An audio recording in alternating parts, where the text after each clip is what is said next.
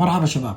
اليوم رجعنا لكم فيديو جديد راح نحكي فيه عن نسبة الأملاح الموجودة في المياه اللي احنا بنشربها، سواء نسبة الأملاح الموجودة في المي العادية اللي في البيوت اللي بتيجي هي بالحنفية، تمام، أو المياه المعدنية اللي بنشتريها من البقالة اللي هي الزجاجات أو الكاسات اللي بنشتريها من البقالة، المياه المعدنية أو القوارير، تمام، أو المياه الفلتر اللي هي الفلتر اللي بنركبه بالبيت. وراح الفيديوهات القادمة راح نشرح كثير أشياء عن الفلتر، كيف تنظفه وكيف تفكه وكيف تصلحه والمشاكل اللي بتواجهنا في فلتر المنزل، تمام. إذا عندنا مياه الحنفية ومياه معدنية ومياه الفلتر الموجود في البيت، تمام.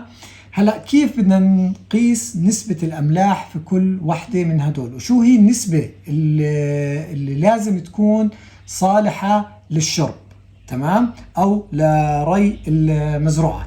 هلا الطريقة عشان نقيس فيها نسبة الأملاح في هاي المياه هي عن طريق جهاز اسمه التي دي اس. زي ما انتم شايفين هذا هو جهاز التي دي اس، تمام. بيجي بأكثر من شكل، له أشكال مختلفة، في زي هيك، في زي هيك، بكون في كبسات أكثر. هلا شو مبدأ عمل هذا الجهاز؟ هلا هذا الجهاز زي ما انتم شايفين من هاي الجهة بيحتوي على قطبين، هذول القطبين السالب والموجب، تمام. لازم المي اللي بتحط من هاي الجهة بتحطه وين؟ بالمي. هلا نسبة الأملاح الموجودة بالمي بتعمل على التوصيل بين هدول القطبين، تمام.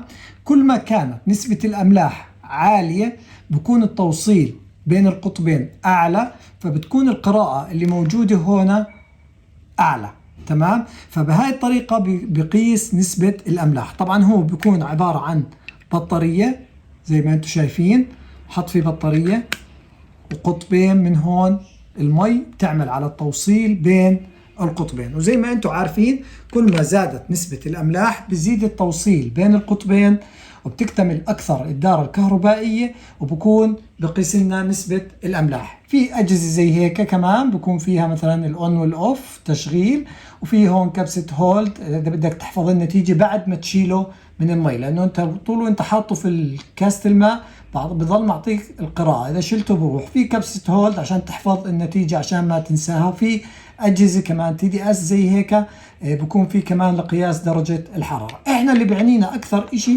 إنه نقيس نسبة الأملاح، عشان هيك هلا راح نبلش ونقيس نسبة الأملاح فيهم الثلاثة. هلا زي ما انتم شايفين نشغل الجهاز، تمام.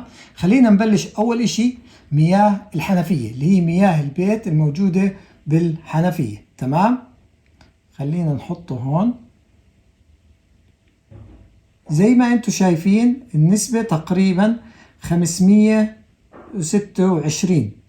إذا نسبة الأملاح في المياه الحنفية 526، يعني أكثر من 500، وهاي النسبة كثير عالية. هلا عشان تعرفوا النسبة المناسبة للشرب هي لازم تكون أقل من 200 أو 150، يعني فوق ال 200 بكون غير صالحة للشرب. يعني مش انها غير صالحة، انه املاحها بتكون كثير عالية ومؤذية للجسم، فلازم تكون تحت ال 200 ويفضل تحت ال 150 كمان.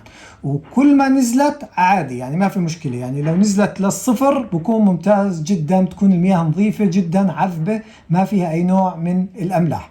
اذا عرفنا انه المياه الحنفية بتعطي قراءة 526 520 517، يعني فوق ال 500 النسبة تبعتها، تمام. خلينا هلا صفر. خلينا هلا نشوف المياه المعدنية اللي بنشتريها من البقالة اللي جاهزة للشرب، سواء كانت على شكل كاسات أو قوارير أو قناني صغيرة. خلينا نشوف. زي ما انتم شايفين المياه المعدنية معطيتني 108 107، يعني بحدود 100. نسبة الأملاح فيها تقريبا 100، وهاي النسبة بتكون صالحة للشرب. إذا مياه الحنفية عندنا هون، طبعا مياه الحنفية بتختلف من بلد لبلد ومن منطقة لمنطقة حسب نسبة الأملاح. بس عندي أنا هنا مياه الحنفية غير صالحة للشرب. تمام.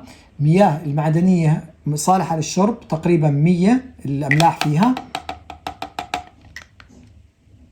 هلا بدنا نيجي لمية الفلتر المنزلية اللي بنستخدمها بالمنزل، اللي بناخذها عن طريق الفلتر، اللي هي مية الحنفية نفسها، بس بتدخل في مراحل من خلال الفلتر وبتتصفى، ونشوف كم النتيجة تبعتها. زي ما انتم شايفين مياه الفلتر عندي 24، يعني نسبة الأملاح فيها قليلة جدا جدا جدا، ممتازة جدا للشرب. هاي اللي بتحس فيها انت زي الحلاوة بتكون.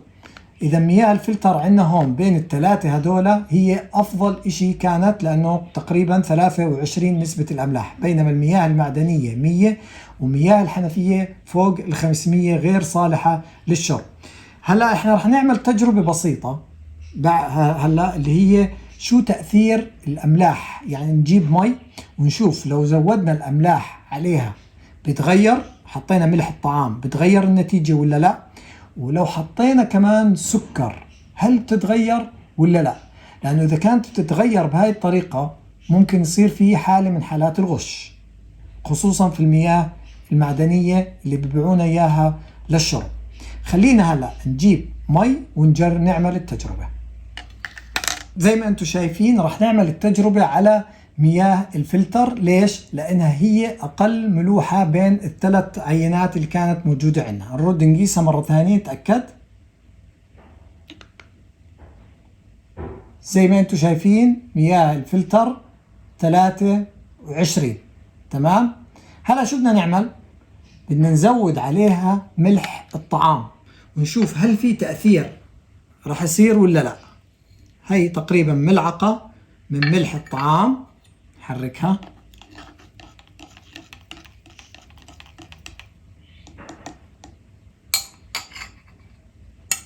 هلا بدنا نقيسها بعد ما حطينا ملح الطعام، نشوف فعلا ملح الطعام راح يزيدها ولا لا، ونشوف الجهاز فعلا بقيس بدقة ولا لا. شفتوا النتيجة كم؟ 2897، يعني تقريبا 2900. شايفين ملعقة واحدة من ملح الطعام شو عملت في المي؟ أضعاف مضاعفة عملت المي. 2900، وهي أعطاني ايرور، يعني زادت عن 3000، لأنه هذا الجهاز بيقيس لغاية 3000 بس. فعشان الأملاح كثير عالية زي ما انتم شايفين عدت 2000، أعطاني ايرور لأنه عدت 3000.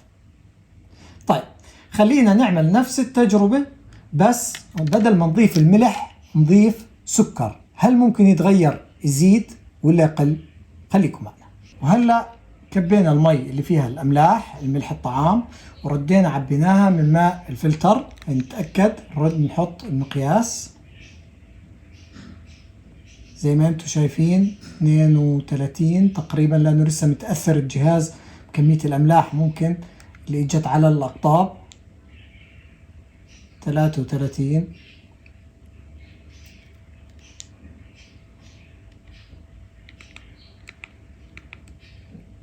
طيب عندنا هلا بمياه الفلتر معطيتني قراءة 33 زي ما انتم شايفين.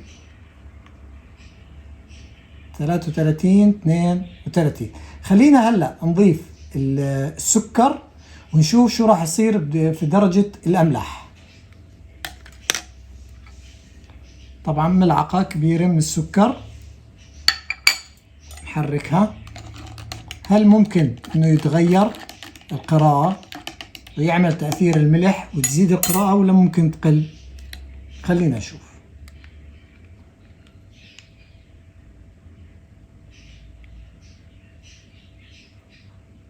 إذا السكر ما غير درجة الأملاح، ظلت النتيجة نفسها ما تغيرت زي ما انتم شايفين 32 33. إذا السكر لما بتضيفه ما بتتغير الملوحة تبعت المياه، أو بتتغير الدرجة، أو ما بزيد التوصيل أو بقلله.